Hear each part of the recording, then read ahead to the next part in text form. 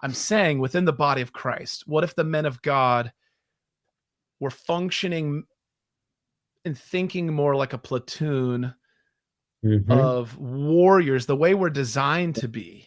And I felt like this, Nick, really engaged that part of our manhood in a way that we're fighting against evil. And I'm talking not flesh and blood. We're fighting against the evil forces in a very direct way, not just talking about it, engaging it, actively fighting against it, doing it in camaraderie, doing it in prayer together. And it is something that I feel like there's something so much more bonding and focusing spiritually about that than a lot of men's events I've seen. Hey, everybody. Welcome to this episode, which you might be watching through the Better Equipped podcast or YouTube channel. You might be listening to it through the Finding Freedom podcast or YouTube channel. Both are a part of the ministry of Better Equipped. And I'm excited. I'm so excited to bring some two awesome brothers in Christ together for this conversation. One you already know as the co-host of Finding Freedom, Garrett Murphy. And then we have a special guest, Nick Lembo, the executive director of Street Grace. And Nick, thank you so much for being here. Garrett, as well, as always. Let's start with Nick and just get a quick introduction for those who are listening. Okay, executive director of Street Grace. What does that mean? What is Street Grace? And kind of what does your role look like generally, maybe high level within that executive director role?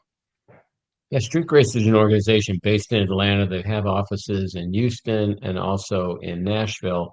And predominantly what they do is there's a lot of outreach to those that are in traffic situations. So it is an anti-trafficking, anti-sex trafficking organization.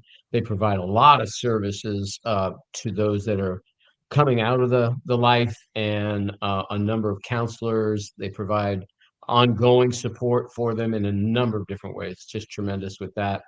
What I bring to the table, and I've been doing that for about 7 or 8 years, is what we call interacting with buyers, sex buyers at the point of sale, through what we call cyber patrols. So specifically what I'm the liaison to law enforcement and to NGOs regarding that particular way of reaching, fighting trafficking, which we call demand reduction. And we have this tool, which I'll mention later on, called the Transaction Intercept, which we're very excited about. We built in partnership with Microsoft, and it's an awesome tool. It's already doing some amazing things. So, but more about that later. But that's my role right now. Yeah, I'm so excited to dig into some of those really interesting details that people might be hearing for the first time. And Garrett, we kind of know who you are, but how did we meet Nick? Because this is an interesting story. Garrett and I both got the opportunity to witness this, Nick in action with a team that he had trained. And so tell us a little bit more about that, Garrett, and maybe your take on that first experience with the cyber patrol and kind of what that looked like. Yeah. So when was that? When were you down here? I was early March. Early March? Yeah. Okay. Yeah. So just a couple months ago, I was a part of the Prime Movers group up in Columbus a few years ago, and they've got 400 or 500 alumni. One of the guys connected me with one of their alumni that they knew that was associated with kind of getting into the battle against human trafficking, or has been in it for a while. And he said, "Hey, I just met this guy named Nick Lembo. I'm going to copy you on this email. I think this is something you're interested in." I'd only had two conversations with Scott at the time. And so I read Nick's email about the cyber patrol, and it was very, very intriguing. It's not often I read emails that are very intriguing anymore. Most and I'm like, I've never heard of this. And this seems pretty wild that, kind of just anybody can get involved in this, and that it's so direct. I mean, you're dealing directly with people buying sex. And so we ended up meeting up when he was down here training a cyber patrol team. I think it was their first time going live, I believe. And Cody happened to be down here. Cody was down here in Florida for 3 days. God's And timing it for happened to be one of sure. those days. So it was really neat. I can speak more into kind of how I perceived the whole thing, but I don't know. We're going to get into the cyber patrol. So Okay. I want to go there, but Garrett, God's kind of puts as kind of a further introduction. Garrett, you are, involved with God's really shaped your heart and called you to really help in a specific way with the general topic of sex trafficking and helping people out of that. And so what's the goal that God's put on your heart? Tell people what that is and what you call that and where you're at in that journey. Well, I've been working with men struggling with pornography addiction for about 8 years now, through coaching, one-on-one or group coaching. And he's really given me I've always had a burden, a really strong burden for those in trafficking victims. And finally, it was just like, it just feels so strong. I have to do something, and really just felt, I don't have law enforcement, military background. What can I do? I don't really have connections, but I've been given to Destiny Rescue, their rescue operation organization that been given to them for about 8 years, I think. And I just said, well, I can raise funds. I can be a mouthpiece and open my mouth and an advocate for these victims and these children, and we can go send people who are qualified and capable. And so from there, it was like, I'd like to raise the funds. I'm going to raise the funds to rescue 100 kids. And since then, it was, I want to build a team of 100 people who are willing to rescue at least one child a year. So once that team's built, then I call it Hope for 100. A team of 100 people. Hopefully that's at least 200 rescues ongoing every year, just from the energy and effort that I'm putting into the work right now of talking and really drawing out, like, hey, everybody's upset about this. Let's actually do something.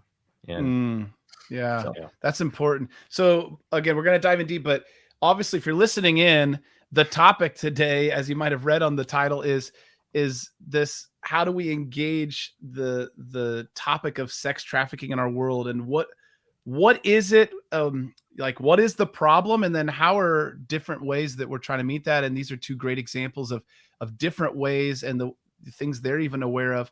And so Nick, and then Garrett, you can also add in here, of course, is paint the picture of the problem for people, whether that's specifically to sex trafficking, maybe that's pornography and how they're intermingled. I'll let you guys describe that however you want, but if somebody's listening in going, all right, like, maybe I live under a rock here, but what's really going on here?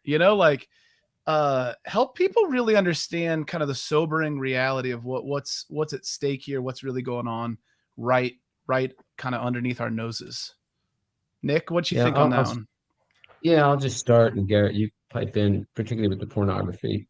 But as far as sex trafficking, I've been involved in fighting it since 2009 with two large organizations, Shared Hope International and then the Rebecca Bender Initiative, a very large survivor-led organization. But I will say this, the stats that are out there, anything from 100,000 to 300,000 children are being trafficked every year. It's a moving target. There's stats. It's an underground sex movement. So I'll just say this: anytime anybody mentions stats, we don't get W-2s from pimps. We joke, but we do the best we can. FBI, National Center on Missing Exploited Children, does some data analysis, but it is a large amount of kids that are being trafficked, plus adult women, plus boys, plus transgender youth. So particularly, I can tell you this, because of the world I deal with, where we interrupt buyers at the point of sale. There are websites, I don't even like mentioning what they are, but where there are ads posted, like a classified Craigslist, where guys can go to in order to purchase an individual. And in any city, anytime I do a presentation, I go on the sites and say, Tampa, Florida, you've got 700 or 800 of these ads on one site. I did it in Spokane. Population there, between Coeur d'Alene and that, no, I think it was about 300,000 people. There were at least 300 ads. So a lot of times we'll look at per capita density of how many ads. That's a lot of people being Wow. sold on any website. It's hard because I think we mentioned this earlier before we started. It's a very difficult subject. It's almost easier to live in denial that it's not going on, because it's so painful. Plus, the other thing I'll say is the fear factor that parents have then when you talk about it as far as kids. But I'm just going to say one thing real quick on that, and I'll pass to Garrett, is the individuals we've dealt with that have come out of that life, survivors, also basically said the same thing. Had I known the signs of sex trafficking and grooming, I wouldn't have gotten pulled into that life. So education is the key. Hmm. Absolutely, plain and simple. Don't ignore that. Even if you think you're in a very safe neighborhood, fortify yourself. Get ready. Put an alarm system. You have an alarm system on your homes many times. Put an alarm system on your house, so to speak, as far as training your children in ways that they can understand, depending on their age, of what's going on. So education is Mhm. powerful. It's not something you should Yeah. be afraid of. You can keep your family safe. You can, absolutely. But I think that's one of the things I've seen over the years is it's I don't even want to admit it's happening because of my family, particularly. So. Yeah. Garrett, what kind of stats are you aware of, even globally, maybe of the problem of sex trafficking or human slavery through maybe Destiny Rescue? They have any stats on that? Yeah, I mean, there are stats. I think that and again, that you read different stats. Most of the studies I ever read are kind of old, and I think everything Mm. changed during COVID. Everything got Mm. amped up, just completely Yep. ramped up during COVID. Mm. Those who are already partaking, participating in that type of stuff, like it just got worse and worse. I think, um, you know, Yep. so more people were vulnerable to it as well.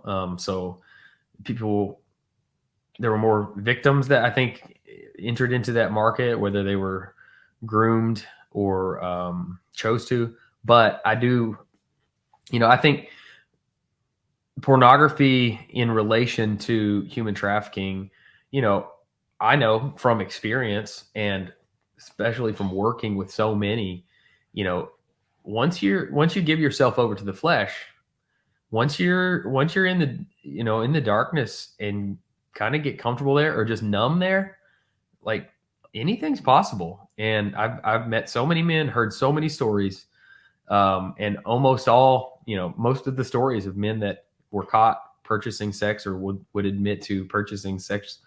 Um, it wasn't long before things escalated, and that's what they needed, and they needed the thrill of it, and they they knew better, but they just kept going, and it just doesn't take long. And that's why education for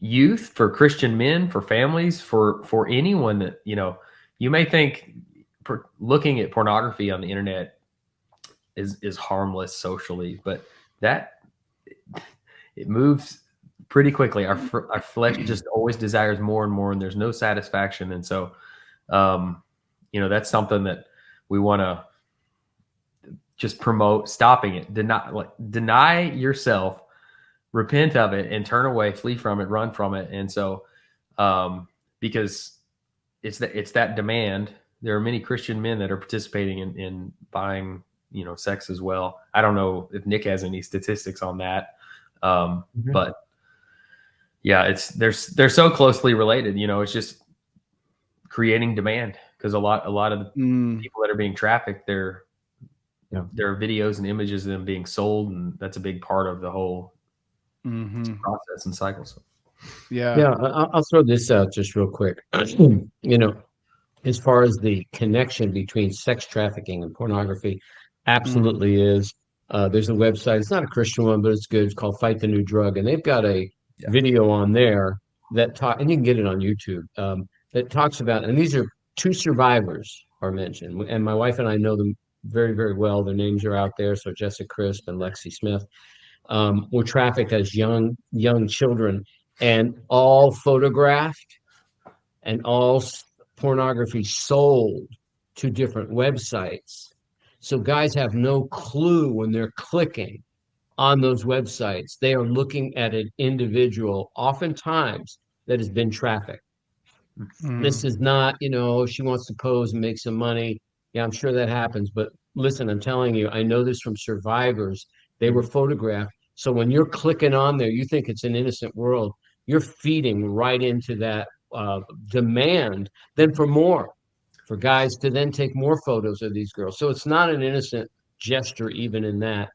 The other thing is, as far as stats are concerned, Buyer's Report was done by Demand Abolition in 2018, probably the largest study that was done about, I think it was 91% of those who bought sex infrequently, which means about once a year, 91.5% were actively involved in pornography.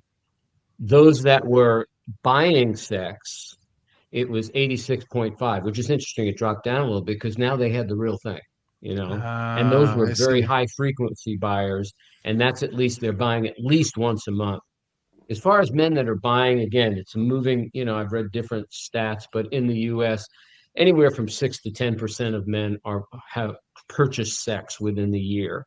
Wow. Out of that, though, it's very interesting. A very low percentage of that, maybe 25% of it, are actually driving the market and high frequency buyers, which means they're buying at least once a month.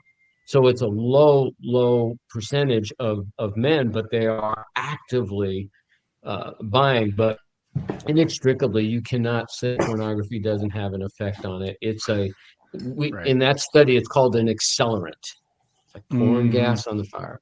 It's a nudge. They use that word. And so there's no way you can get around it. And like Garrett says, he knows a bunch of guys. I do too, that were pushed. I know one guy, it finally scared him enough. He realized the next step was to buy. And then he really saw some real dramatic change in his life and was able to do it. Yeah. I appreciate you guys making the connection there, between pornography and its growing usage and the effects of that. One of them being sex trafficking, either directly, them engaging as a buyer, or even feeding the beast of every single click. We know how the internet works now. Like, every click is what creates the monetization, at least by and large on the internet side.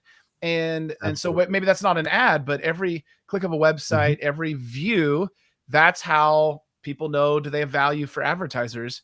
And so even the quote unquote free porn isn't really free in the sense that it is fueling an industry, whether that be by legal means, still doesn't make it right, or by illegal means. And it's also interconnected. And so for those of you listening who, have bought into that lie of like, well, porn, it doesn't really hurt anybody. If it hurts anybody, maybe it's just me. It's not just hurting you, because that's the first part, is like, it's what it's doing to your heart, mind, and soul. But what it's also doing to the relationships around you. There's stats that say that those who are engaging in pornography have a much harder time engaging in the real work that it takes to manage healthy relationships, especially, not only, but I think especially romantic relationships. Young men having trouble who are avidly involved in pornography, or even moderately, have a much lower chance of getting married, not because they couldn't, but because their mind is becoming trained in a very different way, and the way that they know how to engage some of that. And then there's the even further reach that is really broad and massive, which is, like I said, just it's fueling an appetite in an industry that is just trying to make a lot of money through the use and abuse of people, men, women, and all kinds of ages and things. So let's dive into cyber patrols, okay? Because we've mentioned it earlier, both of you, and I'm really excited to share this with people, this concept that I know when I first heard it a few months ago, I'm saying, wait a second, like, they're doing what? And they're not the law enforcement themselves, but they are, yes, there's times, and you can explain this, Nick, more technically if it's helpful, but like, wait, these are just average and I mean that in a positive sense, but they're like not law enforcement. They're average people like me who are engaging in a healthy way to interrupt the buyer activity. And so I think it might be best, Nick. Well, Garrett and I'll fill in kind of our experience, just kind of giving people a fresh, like, whoa, here's what it looked like from our experience. Because Nick, you're kind of used to it. And I don't mean that as it's boring at all, but you know it's it. refreshing to hear. No, yeah. And yeah. So Nick, give us just help invite people into maybe the nuts and bolts of the technical side. And even this is a sub question within that. How these websites even exist? Like, isn't that illegal somehow? I think if I were listening, I asked that question when I saw you. So like, if I were listening, I'd be like, how there's sites where you can, 300 listings? Like what? Like, isn't that just target for the law enforcement to come get you? So tell us what it is and what you're doing with that, with cyber patrols. Sure. I'll start with the websites first, and then we'll dive into the specifics of the patrols. But yeah, after it, if anybody's been around trafficking, they've heard of Backpage. That was a big prolific ad site that was selling individuals, and that got pulled down. And changes in the law within the U.S., basically a U.S.-based corporation trying to do that cannot exist anymore. So what they did is all these other sites moved offshore. So Luxembourg, Amsterdam, wherever, Belgium. I mean, I see that all the time, but it's the World Wide Web. www. We forget that, it's an old thing, but so they advertise. We can look at it here, and they know that. So that's how they exist, very freely. Law enforcement has had discussions with, there has to be ways to pull it down. But so far, no.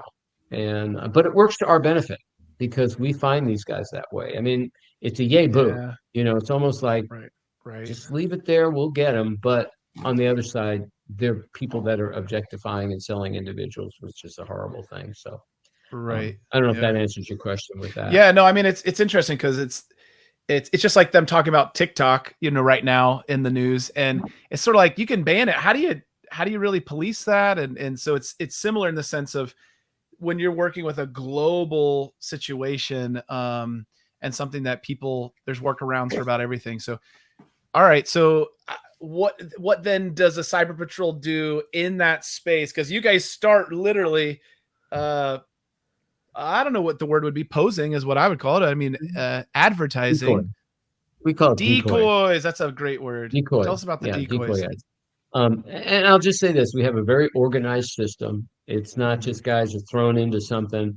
We do a lot of organizational training and a lot of script training. So it is very organized as far as that's concerned. So I just want to make that clear. We've been trained by law enforcement actually too to do the chat training.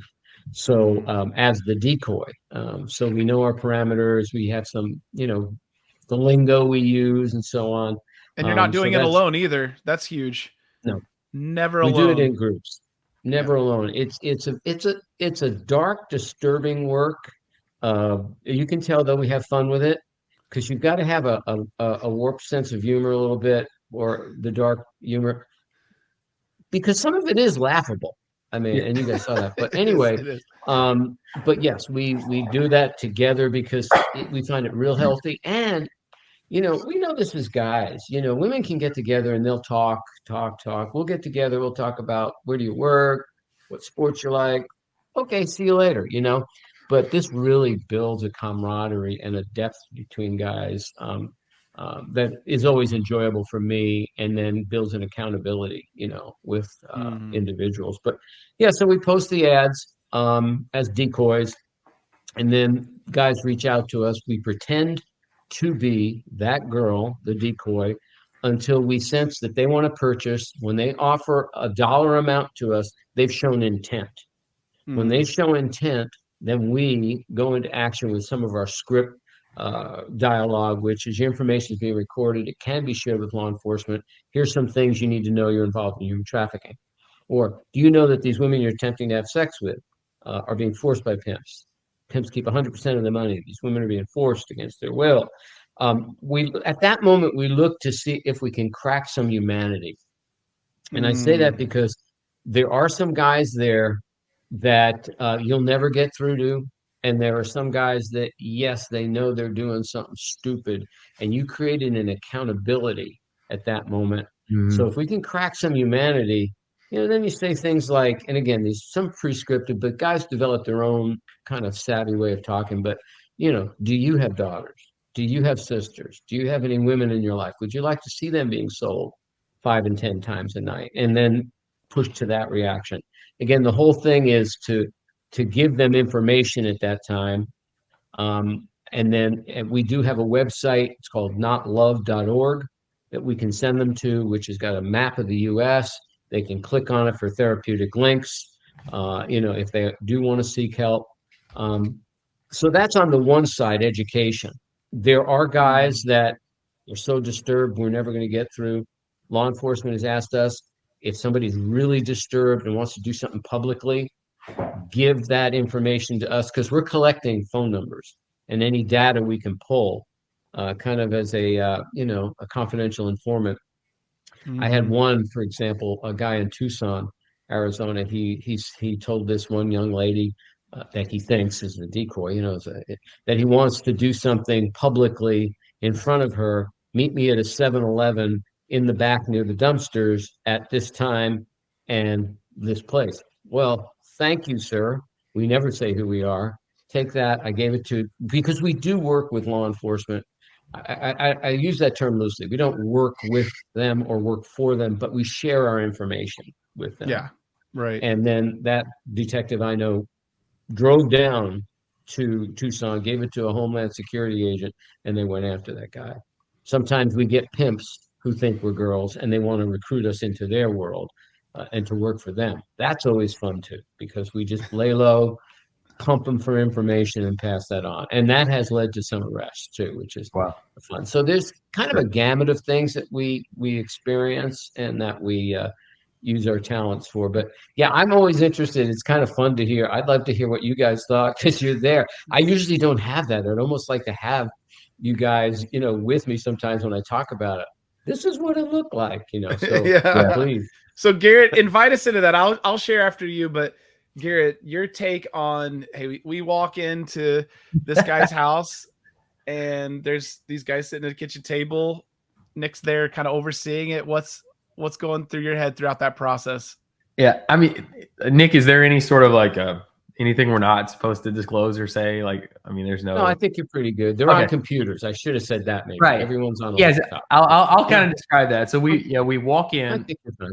I had talked to Scott, read Nick's emails, but knew none of the other. There were 3 other men there, and Nick and Scott, and me and Cody get in, and they're on the computers, and there's like multiple, 1 or 2 windows pulled up on each person's computer on the 3 laptops on the table, and they're chatting with men that have clicked on the ads to buy sex from these women and want to meet up publicly, right?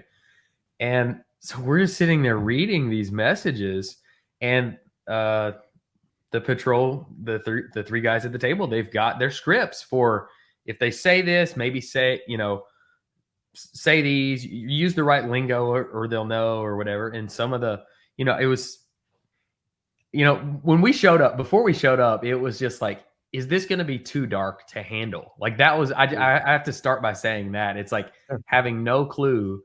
I think the Lord has called me to fight the battle against darkness in these, specifically about sexual addiction and sexual, lust of the flesh. And so I was like, I felt prepared. We had been praying about it. I think Cody and I prayed, but I'd definitely been praying individually just for me, for nothing to affect or take root, and just to live in the light, stay in the light, and for this to really just be more faith building and equipping in the battle.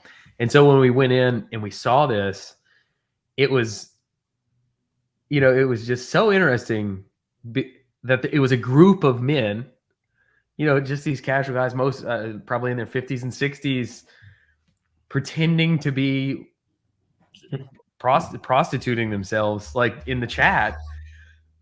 I'd say the most shocking thing for me was when the phone rings and Nick said, "All right, everybody be quiet. We're getting a call." And so it's a Google voice chat or something like that.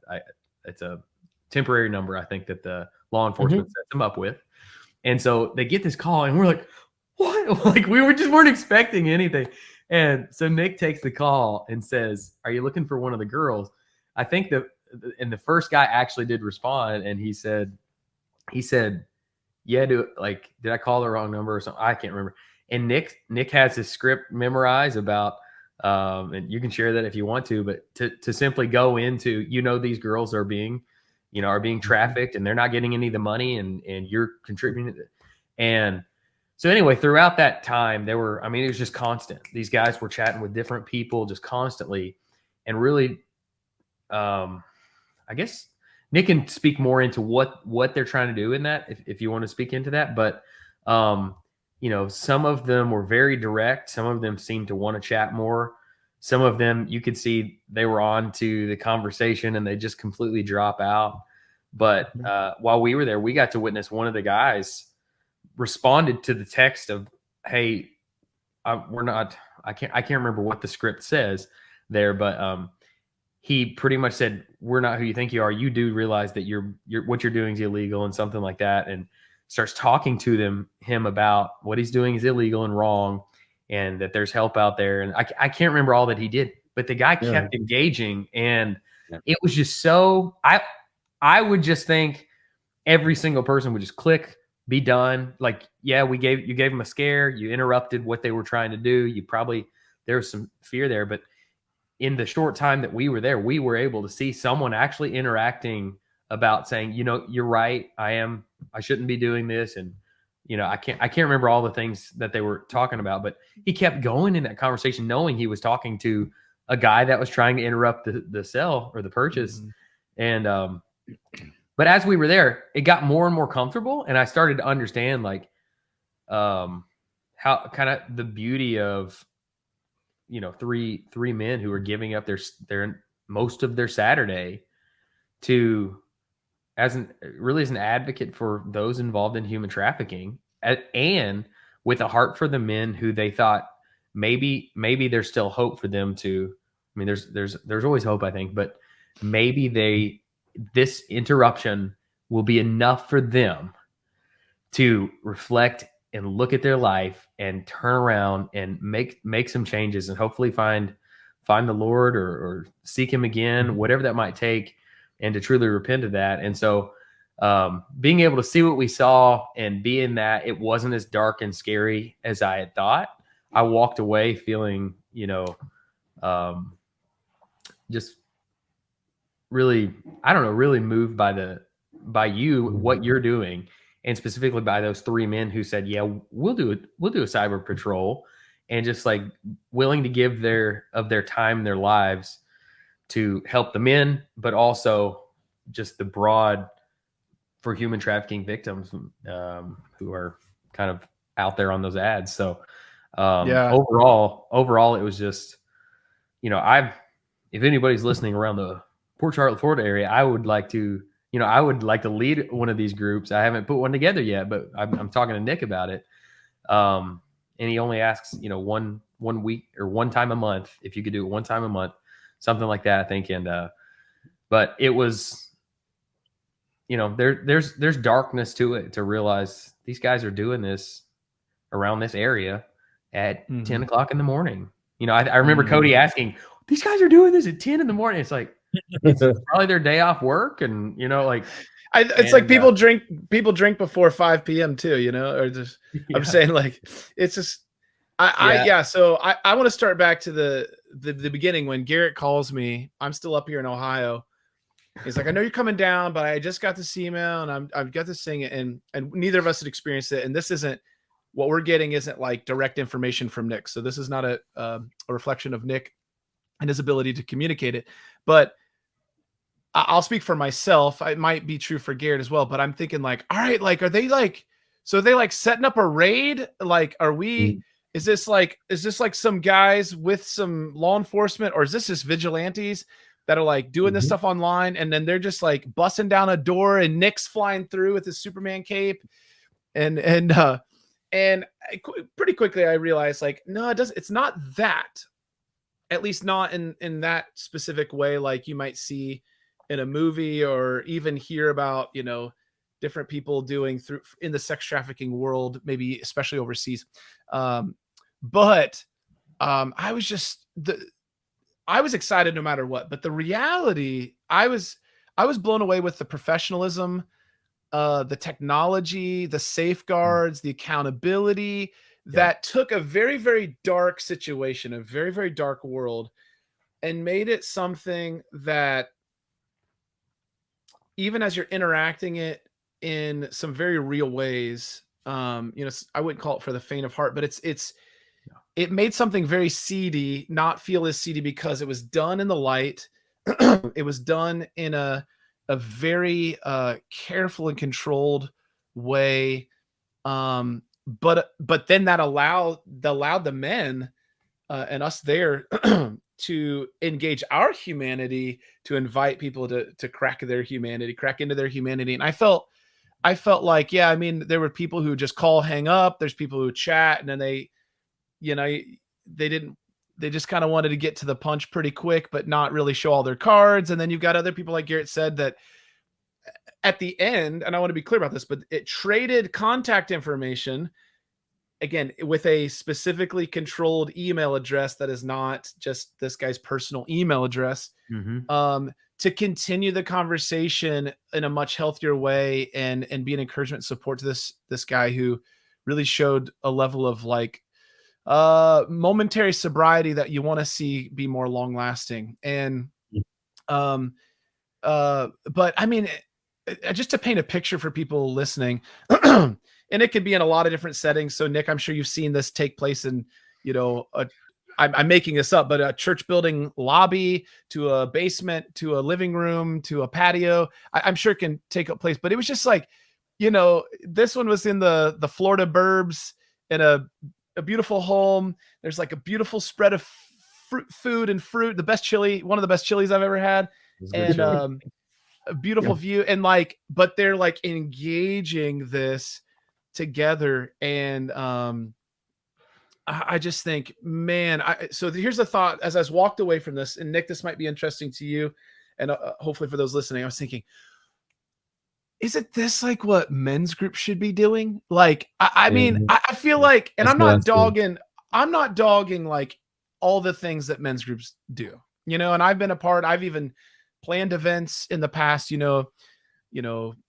chili cook-offs and cornhole tournaments and bowling, and all, they were super fun, like camping trips. And I'm not saying like those should completely go away. That's not what I'm saying. I'm saying within the body of Christ, what if the men of God were functioning and thinking more like a platoon of warriors, the way we're designed to be? And I felt like this, Nick, really engaged that part of our manhood in a way that we're fighting against evil. And I'm talking not flesh and blood. We're fighting against the evil forces in a very direct way, not just talking about it, engaging it, actively fighting against it, doing it in camaraderie, doing it in prayer together.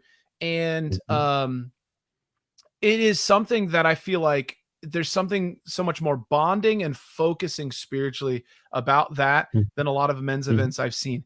And man, I would love, I'm so grateful it is happening, and I'd love to see it continue to grow. Again, I'm in the Columbus, Ohio area. So if you're listening in the Columbus, Ohio area, and this is incredibly exciting to you, let's make this happen. Let's make this happen, and we'll connect with Nick and get the right training and right tools and do this. So even wives listening, like there's ladies listening, it's not something you should be scared of. I know Nick, you'd said there's times where spouses join in with those guys and in certain ways. So I don't know. That's kind of my high level thought. It was incredibly riveting. First of all, I just need to make you guys part of my marketing team, because that was just awesome to listen to. So I will definitely use this recording. And I just want to mention this real quick about the spouses. Yes, my wife is involved in this, and what she does in the trainings, she comes to the training to allay any fears that wives have, because I've done this since 2017. So that's the participation that the women have. They don't participate in the patrols. So I want to make that real clear.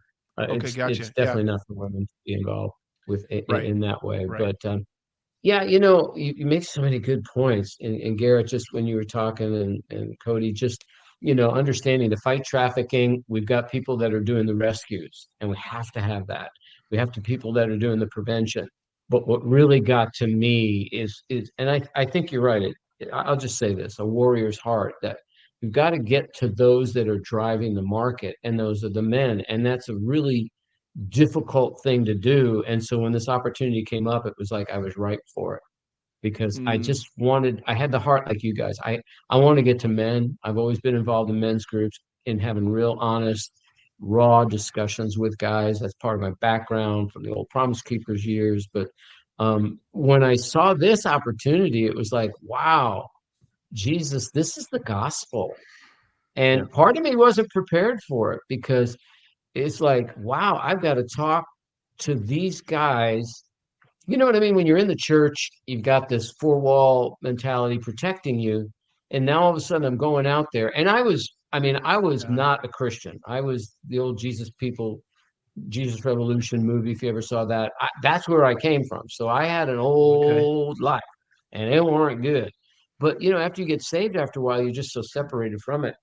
And now all of a sudden, I'm talking to these individuals week after week and month after month, and our team is interacting with them Hmm. in that way. So it really was, I had to pray. It was like, Lord, you got to give me your heart. And the Mm, understanding gave me is Jesus, he went and touched the lepers, and they were foul, disgusting, physically looking. Hmm. And these men are.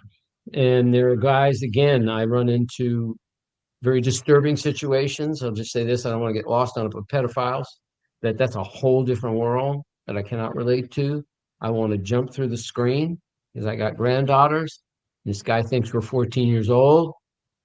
So, but I don't want to hold on that one too long. But yeah, so it does challenge you. We do have intercessory prayer teams praying for us around the country, because we understand we have to preheat this oven with prayer that we Yes. jump into. We do not mm, walk into it cold, because we need hmm. the Lord Jesus. And these are the people he wants to touch. And again, I don't fully understand that yet, if you know what I mean, but I know I do hear it's got to go 18 inches down a little more.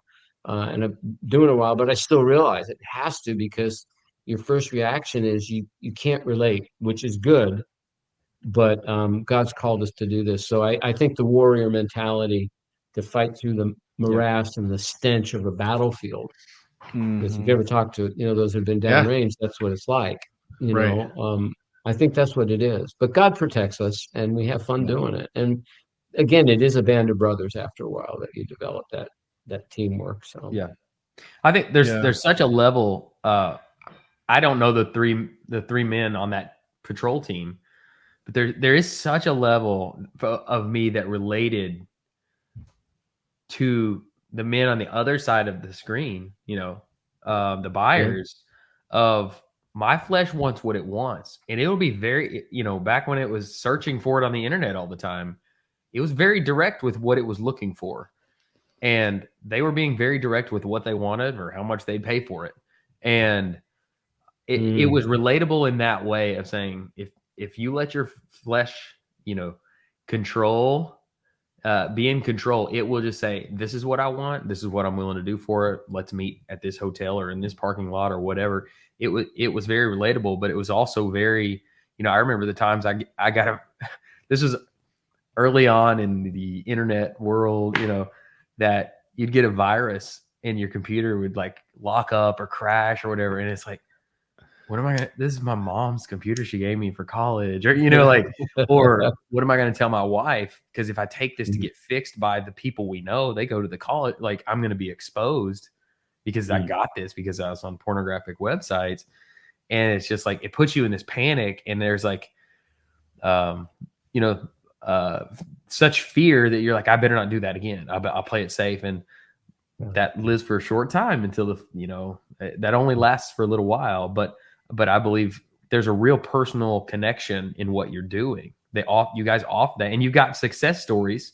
You've got some success stories of people that truly developed a mentor. I don't know what you call it, a mentor relationship or some sort of relationship to help that person get through those things. And I know you're trying to find more resources. We want to be one of them to help some of these men who are addicted or looking for groups or coaches or anything to help them in this fight. And one of the things we always preach is do not do this alone. Do not do this alone. You will you will remain in the darkness, enslaved to it. And so, but it was just so, it was humbling. I think for me, because it's like, I understand their mentality. They're just feeding their flesh. And so it was humbling for me that day, I think, because I didn't view any of it through judgment, even though it's like, because it's like, I was treating women that way, not a real woman. I'm not a real woman, not face to face trying to meet, but she was still a real woman on the other side of those videos or images or whatever, all those years. And I would like to add you guys to the therapeutic model that we've developed and part of the link, so we can talk more about that later. Because absolutely, if you don't mind, I'm going to just shift a little bit and talk about the technology. Which you I said know Microsoft's involved with the new thing that you've been working on. You showed it to me. It looks amazing. You guys saw it, and it was just barely starting then, but So again, not to interrupt, Garrett, but I'd like to add you, and my mind's thinking, because we send out at the end of the patrols a therapeutic link.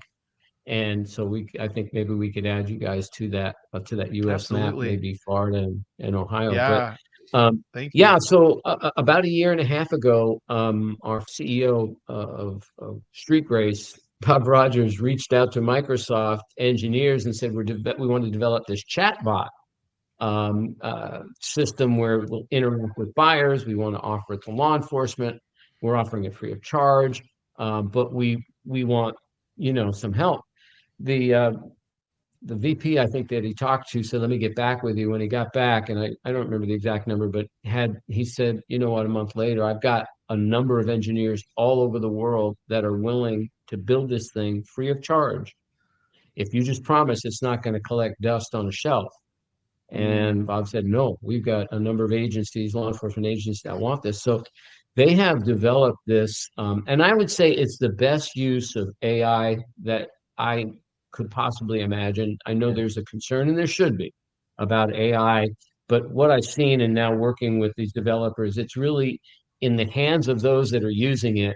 How are they going to use it? If they have an evil heart, absolutely. But with this intention is to develop a bot that will begin to have a conversation with a buyer who's responding to an ad. It's really amazing. We're in the beta testing stage. Our civilian teams are part of that.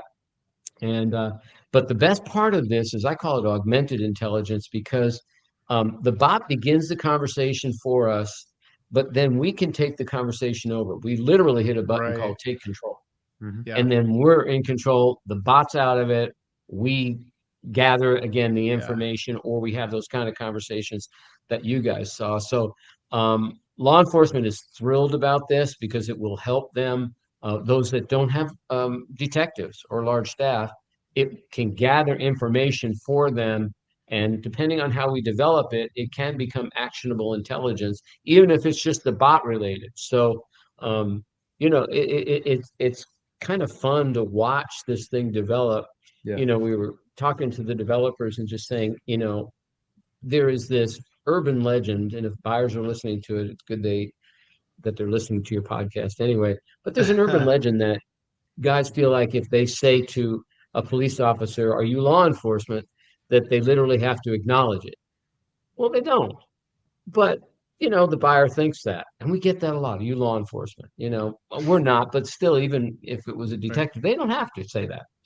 So I was telling the developers that, and I was watching the bot develop this response, and it was actually, I loved it. The buyer said, "Are you law enforcement?" And the bot, through the developer's work, said, "No, but I sure like men in uniforms." And it's just a crack up, as you're watching that, and you're going, this guy has no clue And that's the beauty of it, that we're gathering this intel that way. But we've already, get this, in 1 month, interrupted and informed in 1 month as many buyers as we've done in 1 year. Wow. That's just through the Really? beta testing. Wow. So I am gloriously happy about this, and because I do believe we can use AI in order to accomplish what God wants. Psalms 8 says, that the Lord is given us, a little lower than the angels, but He's placed us in a place over the domain of this world. And I was just talking to a group of people about, this, and again, you get the reaction of AI, and people think it's this living organism that's just going to take you over if you touch it. But I reminded some of them that you guys would know this, but you'd ask your parents if they were Christians in my era. In my era, if you had drums in a church, well, you didn't. Drums were of the devil. Electric guitar was of the devil 20, 30, 40 years ago. And we've learned that what we could use for God's glory, with His anointing and His power, these things that people were terrified of at that time. So I kind of like to use that analogy that we do need to pray. And again, I don't want to act like AI cannot cause great damage. Absolutely can, but it can also be used for good. And again, I think we just need to bathe this thing in prayer and not fear. And we need, take some action in prayer over it. But anyway, that's my little AI speech right there. Listen, so if you're listening, to close this out, we've got obviously what Nick's doing in Street Grace, the cyber patrols, the AI stuff, the men really gathering together to interrupt this kind of movement of the darkness in people's hearts and in this world. The sex trafficking there. We've got what Garrett's doing with Hope for 100 and partnering with Destiny Rescue in the sense of helping directly rescue people in those raids and different operations that they do. We've got what Finding Freedom's doing through Better Equipped and really meeting men and women where they're at in their sexual addiction, pornography, and walking with them in a relational way to really help them find that hope, that freedom, that light that they need, and not just know about it, but really experience that deliverance that I know we've experienced. And so it is there. It is so needed. And all these things connect. And so let's not bury our head in the sand. Let's be ready to take action, whether that's, reaching out to one of us with for cyber patrol, engaging in that, whether it's, helping Garrett. We've got, you're at 22 or so, at least 22 that you've already rescued out of that 100, and hoping to rescue way more than that. And as time goes on, so maybe it's like, hey, Garrett, what is it? $1,500 to rescue one on average. $1,500 rescue. So maybe it's like, I want to rescue one child from sex trafficking, and maybe you could donate to that. So we'll have links below for that as well. And Nick, again, is there? I know we can go to streetgrace.org and they can find you in the bio section, and the team, they can find you there. So I'll link to that as well, and reach out to Nick, reach out to me, reach out to Garrett. You can find us at findingfreedomandlight@gmail.com. That's the email address we'll use for this. And I can point you in the right direction. I'll play point guard on that. And Nick, thank you for joining us, brother. Thank you so much. Thank you, guys. And pray to continue to journey with you. If we can encourage you, if we can, you can use us up however you need to in terms of helping be partners in that spokesperson kind of way, because we're really excited about what God's led you all to do. Yes.